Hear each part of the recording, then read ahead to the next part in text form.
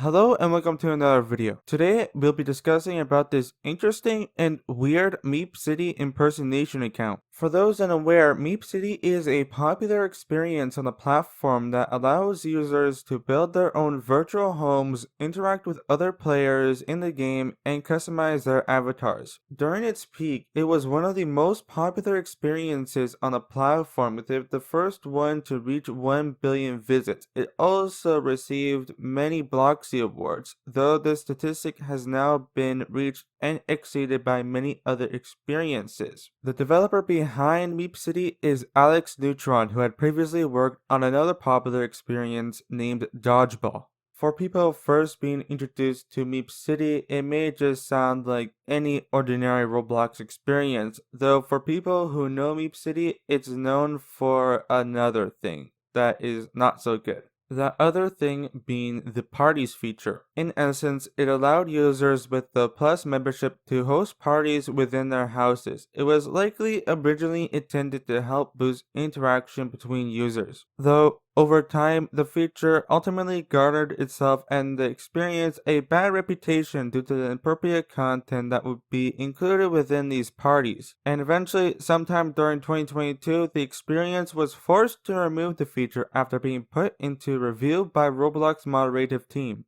Though this video isn't to discuss the history of Meepcity or the type of content that was contained in these parties. If you want to see more information regarding that, there are multiple videos on the platform that you'll be able to find that will give you a better understanding of what these inappropriate parties were. Anyways, although the experience was extremely popular, it lacks one thing, that being any official social media presence. Information about the experience was posted on the developer's official Twitter account, though this has not been active at all since 2019. Apart from that, there is no official Meepcity social presence, apart from his YouTube account, but that doesn't really have anything either other than Meepcity music. So with that all the way, let me introduce you to the star of the story, Meepcity Official. And before any of you mention it, no, I did not mispronounce the name. They misspelled the word official in their account name. The account was created September 2016 and has been making tweets relating to the Meepcity experience ever since.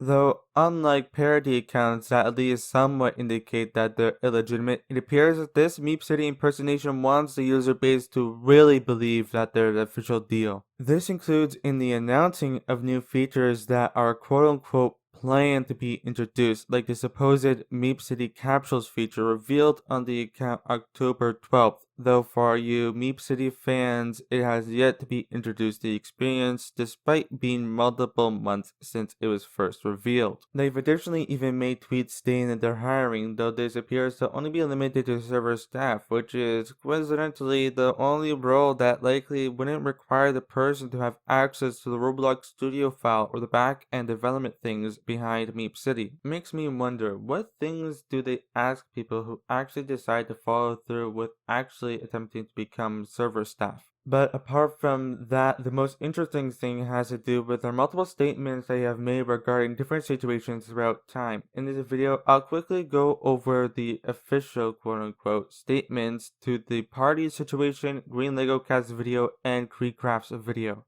Firstly, the party situation. As described previously, the parties feature was a feature that allowed Plus members to host parties at their houses, but throughout its history, it had gained the reputation of being the host of lots of inappropriate content. This, along with what appeared to be Alex Neutron's hands-off approach to moderating the parties feature, eventually led to the experience being put under review. Although the reasoning for it was never given by Roblox or Alex Neutron, once the experience was brought back up, players quickly noticed the removal of the parties feature. Knowing this account, they have made multiple statements regarding the parties feature and the situation. When the experience was initially brought back up, they released a tweet stating that they decided to remove the parties feature for the safety of everyone, though additionally stated that they were looking into bringing back parties but not custom made, whatever that would potentially mean. They would then go on to contradict themselves by saying, "Please stop asking for us to add parties back. It's not going to happen." The last interesting thing in relation to the parties feature would be them stating that the totally real Meepcity Corporation decided to take a vote within the last meeting about parties, and the majority had declined for the parties to be brought back. Since then, the entire situation and the parties feature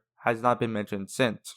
Secondly is with the Green Lego Cats video regarding Alex Neutron, the owner of the Meepcity experience. I would recommend watching the video, which will be linked in the description below if you want to see it. But essentially, it accuses Alex Neutron to have been having an interest in inappropriate content, which may have led him to becoming desensitized to such content, leading to enforcement and moderation of inappropriate parties being non-existent. Of course, the 100% real Meepcity team, they couldn't just allow their owner to be accused like that without fighting back. And fighting back, they did, releasing a statement onto their Discord denying the correlation between Alex Neutron following certain inappropriate content, which they also state is false, and the safety of the users. They also clamped back on Green Lego Cats, directly stating that his video was false and inaccurate, and content creators like him do it for entertainment purposes and to start drama for inconsiderate reasons. Additionally, they state if he really cared about the safety of parties, he would have not showed some party things in the video, not kid friendly, which is the ultimate no counter argument statement. Lastly, they state that safety is highly important to them, along with stating that these incidents occur in other experiences, which obviously isn't true looking at the evidence, and finally warning to kick anyone who dare mention the controversy and to ban anyone if they were to continue, which is the